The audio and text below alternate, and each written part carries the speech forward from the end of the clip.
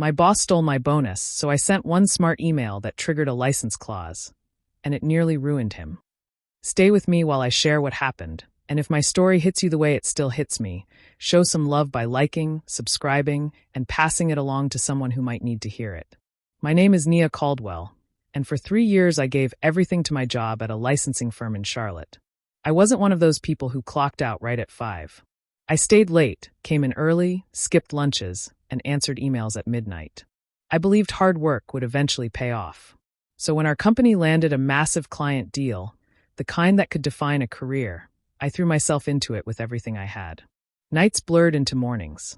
I missed my cousin's wedding, ate cold takeout more times than I could count, and worked weekends while my friends were out living their lives. I told myself it was worth it because my boss, Quentin Rhodes, promised me a $15,000 bonus if we closed the deal. Quentin was the kind of man who could talk his way into any room. He dressed sharp, smiled big, and always knew how to charm executives. But underneath, he was slick, arrogant, and quick to take credit for other people's work. Still, I trusted his word. That bonus was my motivation every time I felt like giving up. When the contract was finally signed, everyone celebrated like we had won the Super Bowl. I stood there exhausted but proud, thinking about how that bonus could change things for me. I could finally pay off some debt, maybe take my grandmother and my little brother on the vacation I had been promising them for years. The next morning, Quentin called me into his office. He leaned back in his chair with that smug little smirk he always had, the kind that made you feel like you were already losing before you even sat down. "Nia," he said, "you did great work. But unfortunately, the budget's been restructured. There's no room for your bonus anymore." At first, I thought he was joking. I even laughed a little, waiting for him to crack a smile and say he was messing with me. But he didn't. He just stared at me, arms crossed, like the conversation was already over. My chest tightened. All those nights, all those sacrifices, all the moments I could never get back, thrown away like they meant nothing. I tried to ask why, to remind him that he had promised me in writing. But he cut me off with a dismissive wave. "That's business," he said. "You'll understand one day." I walked out of that office numb. My heart pounded, my hands shook, and I could feel tears pressing against my eyes. After everything I had done, this was how he treated me? In that moment, I realized it wasn't just about the money. It was about the betrayal. It was about respect. And I knew deep down, I wasn't going to let him get away with it. Nia gripped the steering wheel tighter than she realized as she pulled out of the office parking lot. The world outside blurred through her tears, headlights streaking across the windshield like broken promises. Her chest felt heavy, her throat tight. She had imagined this drive so differently. Music blasting, windows down, a smile on her face as she planned how to celebrate. Instead, she was choking back sobs, humiliated and furious.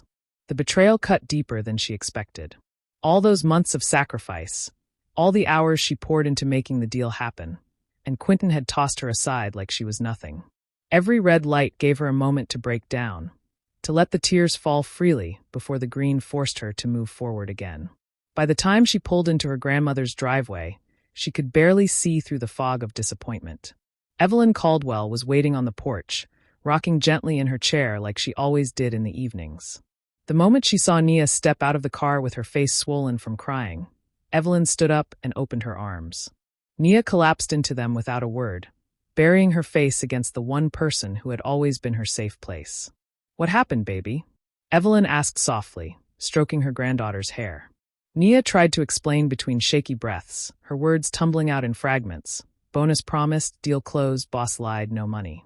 By the time she finished, her voice had cracked so many times she could barely speak at all. Evelyn held her shoulders firmly and tilted her chin up. "Listen to me, Nia," she said, her voice steady and strong. "Don't let anyone steal what you've earned. You're worth more than they'll ever admit. Don't you ever forget that." Those words sank into Nia's chest like a lifeline. She nodded, though part of her still felt shattered. Later that night, lying in bed, she couldn't quiet her thoughts. The ceiling above her seemed to play every memory of the past months like a cruel movie reel.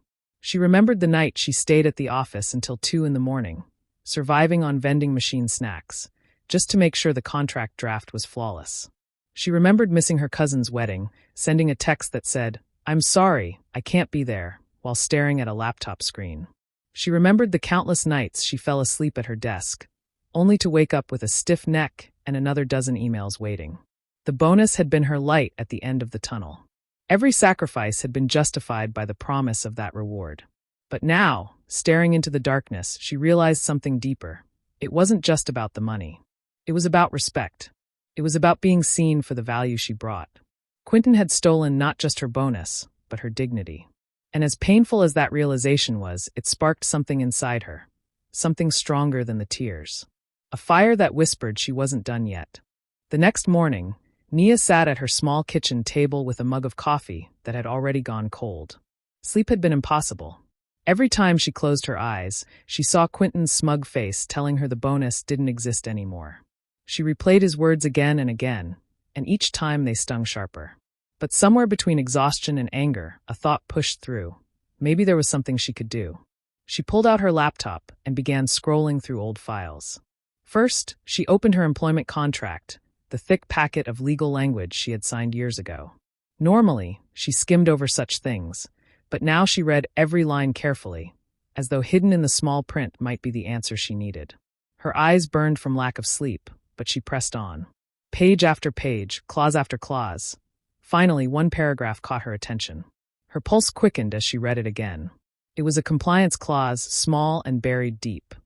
If management withheld promised compensation tied directly to a client deal, the agreement could be subject to review or even cancellation. Nia sat back in her chair, stunned. Could this really mean what she thought it meant? If she could prove Quentin had promised her that bonus in connection with the deal, then technically the client had grounds to question the contract. This wasn't just about her anymore. This could shake the whole company. Heart racing, she dug deeper.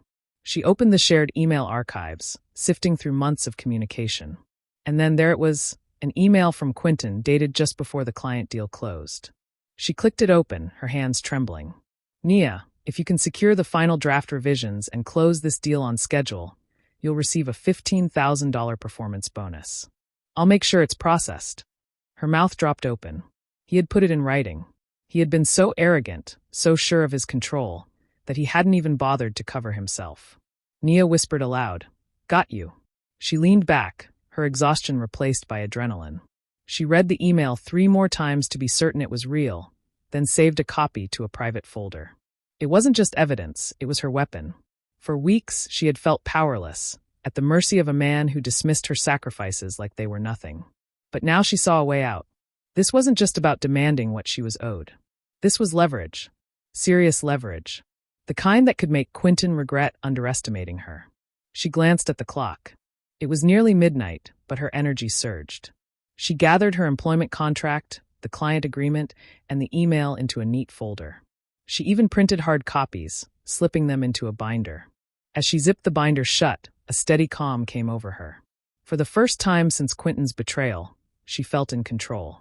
He thought he had buried her under lies and arrogance, but what he didn't realize was that he had buried his own downfall in that one careless email. And Nia was ready to dig it up. Nia knew she couldn't act on impulse. If she was going to take on Quentin and protect herself, she needed to be thorough. Every detail mattered. Every document had to be airtight. So she worked in silence, her days spent pretending nothing was wrong, her nights dedicated to building her case. After work, she would stop by her grandmother's house for dinner, smile, and assure Evelyn that she was fine. Then she'd drive home, change into sweatpants, and sit at her laptop until the early hours of the morning. Her living room slowly transformed into a war room. Papers stacked neatly in folders, highlighters scattered across the coffee table, and her binder filling with proof. The first piece was the most powerful, Quentin's email. She printed multiple copies, highlighted the line about the $15,000 bonus, and stored them in different places. One went into her binder, another into a locked drawer, and a digital copy on a password-protected flash drive. She wasn't about to let one careless accident erase the only written evidence she had. Next, she combed through months of correspondence with the client. She pulled up every email chain that showed she had handled negotiations directly. Messages where she clarified terms, scheduled meetings, and corrected errors. The client had even addressed her by name, thanking her for her hard work and calling her the backbone of this project. Those lines, once small boosts to her morale, now became weapons proving her critical role. Then came the time logs. Nia logged into the company's tracking system and exported her hours. Line after line confirmed what she already knew, more than 200 hours of overtime, all unpaid. She highlighted weekends, late nights, and holiday shifts, painting a clear picture of how much she had given to this deal. Each night she added more pieces, until her binder was thick and heavy. She labeled each section: bonus promise, client communication, overtime hours. It looked less like a binder and more like a legal case file. And that was exactly what she intended it to be. At the office, though, she wore a mask. She still greeted Quentin with polite nods. She still joined team meetings, taking notes as though everything was normal. When coworkers asked how she was doing, she smiled and said she was fine. She couldn't afford suspicion. The quieter she stayed, the more blindsided they would be when the time came. But under that calm exterior, Nia's mind never stopped working. Every glance at Quentin reminded her why she was doing this. Every dismissive smirk, every arrogant laugh fueled her determination. He thought he had silenced her with one cruel decision, but he had no idea what was building behind her quiet eyes. By the end of the week, her case was ready.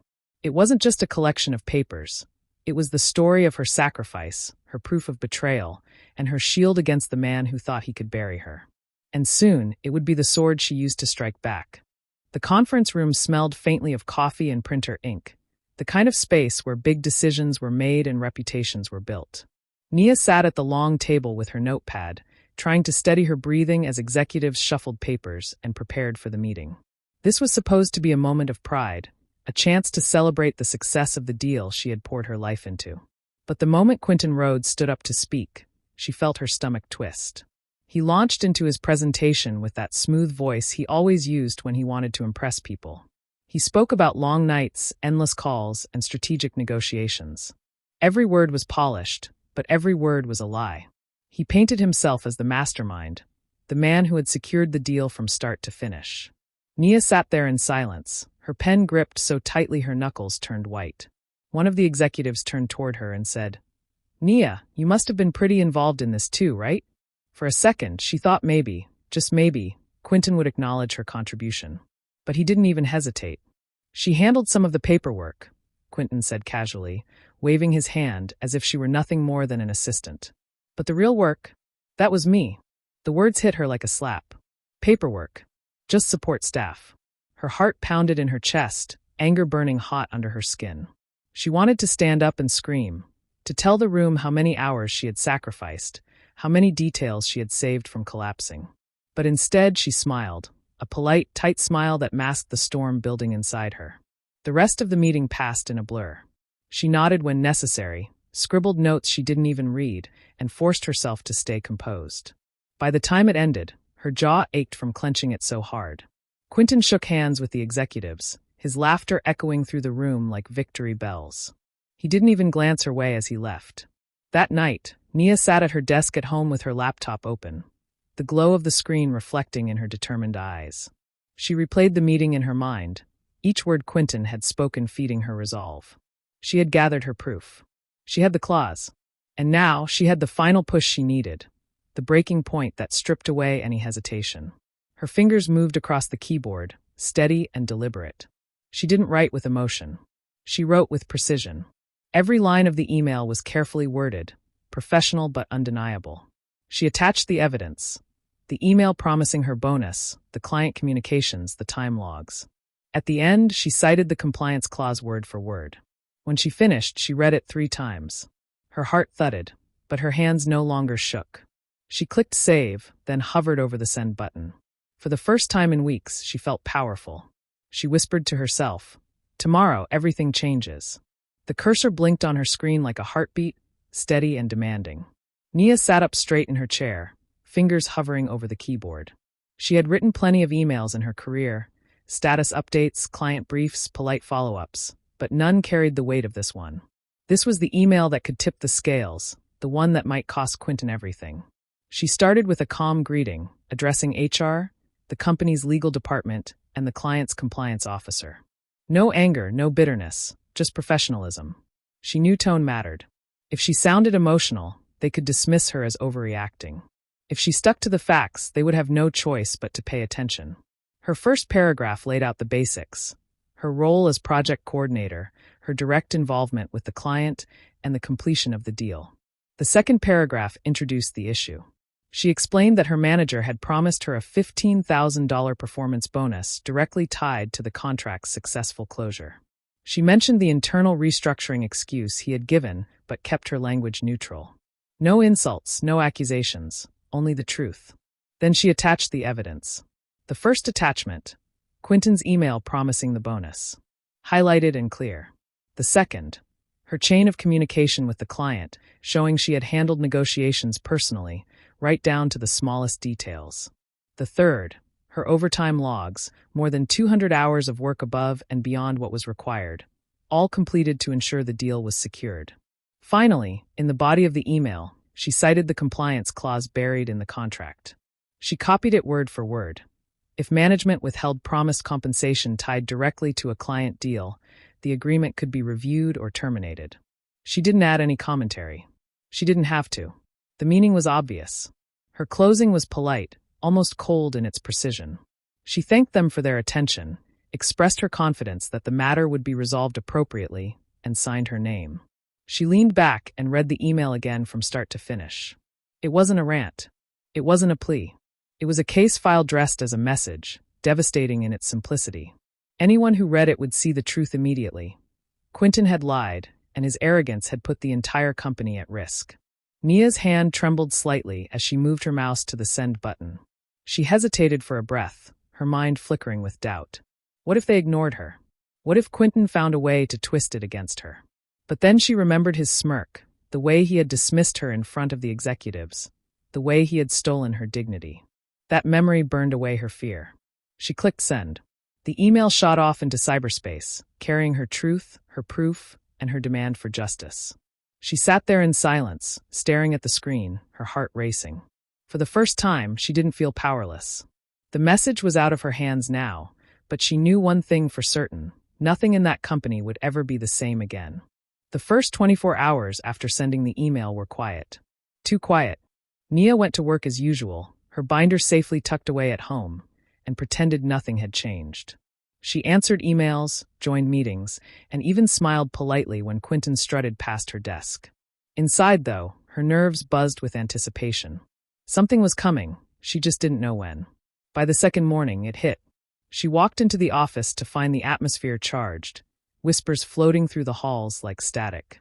People hunched over their desks, sneaking glances at their phones. HR representatives moved quickly from office to office, and the executives looked more tense than she had ever seen them. It didn't take long before the rumors reached her. The client had demanded an emergency call with upper management. Nia stayed in her chair, typing quietly, pretending not to notice. But she could feel the eyes on her, colleagues sensing she was at the center of something big. By mid-afternoon, the whispers solidified into news. The client had issued an ultimatum. Unless the company explained why a promised bonus had been withheld and why their lead contact had been dismissed as support staff, they would reconsider the $2 million contract. Executives scrambled. Calls were made back-to-back, doors slammed, and people rushed in and out of conference rooms with furrowed brows. The panic was palpable. Losing a deal of that size would be a disaster, and no one wanted to be the one responsible.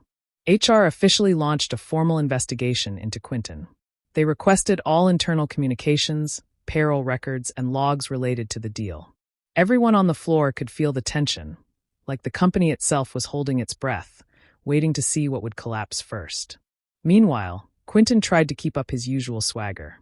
He walked around with a forced smile, pretending nothing was wrong. But his steps were quicker, his shoulders tighter. He snapped at small mistakes, barked orders more sharply than usual, and avoided making eye contact with Nia altogether. For once, his confidence looked brittle. Nia, on the other hand, kept her head down. She answered emails, filed reports, and sipped her coffee as though the storm raging around her had nothing to do with her. She didn't gloat, didn't whisper, didn't let a single flicker of satisfaction show. The quieter she remained, the more isolated Quentin appeared. By the end of the second day, the office felt like a pressure cooker ready to burst. Executives who normally treated Quentin like a rising star now avoided him. HR circulated memos with urgent deadlines for document submissions. The client's compliance officer was scheduled to arrive the following week for a face-to-face review. Nia left the office that evening with her shoulders back and her face calm.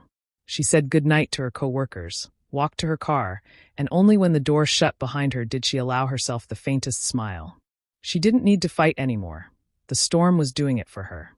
Quentin was called into the main conference room on a Thursday morning. The executives were already seated, their faces grim, with HR and the legal department flanking them like judges in a courtroom. Nia watched from her desk as he strutted past, his jaw tight, but his posture still puffed up with false confidence. She knew the performance wouldn't last long. The meeting stretched on for over an hour. Through the glass walls, she could see Quentin gesturing wildly, his voice carrying faintly through the door. He leaned back in his chair, shrugged, laughed nervously, and then leaned forward again, trying to command the room. But the expressions of the executives didn't change. They looked colder with each passing minute. Finally, the door opened, and snippets of his words drifted into the office space. Nia must have misunderstood. It was never official. She took my words the wrong way. His tone was dripping with rehearsed charm, the same charm that had fooled so many before. But this time, it didn't work. HR slid a printed email across the table toward him. Even from her desk, Nia could see the familiar lines highlighted in yellow. His promise of the $15,000 bonus. Quentin froze. For a moment, he tried to laugh it off, calling it a motivational note. But the executives weren't buying it. One of them, the stern-faced director who almost never raised his voice, slammed a hand on the table. "This isn't a misunderstanding, Quentin. This is negligence. You put the company at risk." The silence that followed was louder than his words. Quentin's shoulders sagged for the first time. His voice cracked as he tried again. "Come on, you know I've brought in more contracts than anyone else here. One bonus, does it really matter?" That was the final mistake. Another executive leaned forward and said coldly, "It matters because the client knows. And now they're questioning our integrity. You jeopardized a $2 million deal with your arrogance." The weight of those words crushed the last of his bravado. Quentin slumped into his chair, face pale, mouth opening and closing like he was searching for a defense that didn't exist. HR handed him a folder, an official notice of his suspension. The room emptied out soon after, but not before the staff outside caught the look on his face, a mixture of disbelief, fury, and fear. As Quentin walked out, escorted by HR, the office fell silent. The man who had strutted through the halls with his head high was now a shadow of himself. His eyes darted around the room, desperate for support, but no one met his gaze. Not even his closest allies. He passed Nia's desk without a word. She kept her face neutral, her eyes on her computer screen, though her heart beat steady with quiet satisfaction. By noon, everyone knew. Quentin Rhodes, the golden boy of the firm, had been suspended indefinitely. The collapse of his empire had come swiftly, and all it had taken was his own careless email. Nia sat at her desk the following Monday morning when the email arrived. The subject line read, "Resolution of bonus dispute." Her fingers hovered above the keyboard before she clicked it open. Inside was a carefully worded message from HR, acknowledging her claims, apologizing for the mismanagement, and most importantly, confirming the transfer of her full $15,000 bonus plus additional overtime pay. They couched it in corporate language about equity adjustments and employee recognition. But Nia knew what it really was, a settlement to keep her quiet and contained. She stared at the number on the screen, the payment already processed into her account. For the first time in weeks, a smile tugged at her lips. It wasn't just the money, it was the validation. The company couldn't sweep her under the rug anymore. Not even an hour later, her manager forwarded a message from the client's compliance officer. The email praised Nia directly. "We appreciate Ms. Caldwell's transparency, attention to detail, and professional communication throughout this matter. We request that she remain our primary point of contact moving forward." It was the kind of recognition Quentin had always hogged for himself, flaunting his charm while taking credit for her labor. But now the client had seen her work for what it was, unfiltered by his interference. Her heart swelled with pride. Finally, the right eyes had noticed. The office atmosphere shifted almost overnight. Where people once avoided eye contact with her, now they stopped by her desk to offer polite words. "Good job handling that. Tough situation, huh? Glad it worked out for you." Even those who had once laughed at Quentin's backhanded jokes about her were suddenly speaking her name with respect. She knew it wasn't loyalty, it was survival. People could sense power shifting, and no one wanted to be on the wrong side of it. By Wednesday, the news spread like wildfire. Quentin Rhodes had been terminated. Officially, the announcement cited violations of compliance and mismanagement of client relations. Unofficially, everyone knew he had gambled on arrogance and lost everything. His corner office was emptied in less than an hour, HR quietly escorting him out with a box of personal belongings.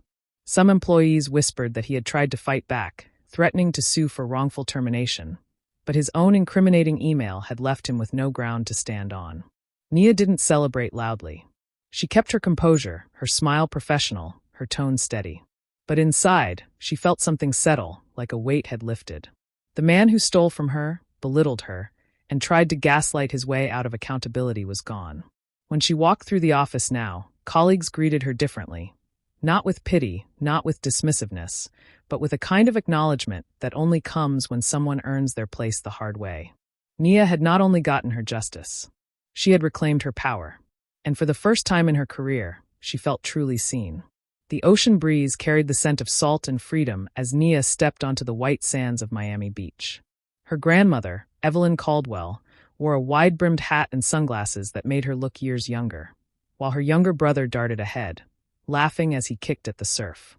For the first time in what felt like forever, Nia wasn't thinking about deadlines, contracts, or boardroom betrayals. She was simply present, right here, right now, with the people who mattered most. She had promised them this trip years ago, back when long nights of studying and side jobs kept her away from family gatherings. One day, she had told them, "I'll take you both somewhere beautiful, just to thank you for believing in me." That promise had lingered in the back of her mind every time she worked overtime or missed another family milestone. And now, funded by the very bonus someone tried to steal, it had finally come true. As Evelyn settled into a beach chair, she reached over and squeezed Nia's hand. "See, baby? I told you. You're worth more than they'd ever admit. Don't you ever forget that." Her voice was soft but steady, full of that unwavering grandmotherly wisdom. Nia's throat tightened. The words meant more now than they ever had, because she had lived them. She had seen how quickly people tried to erase her worth, and how much strength it took to defend it.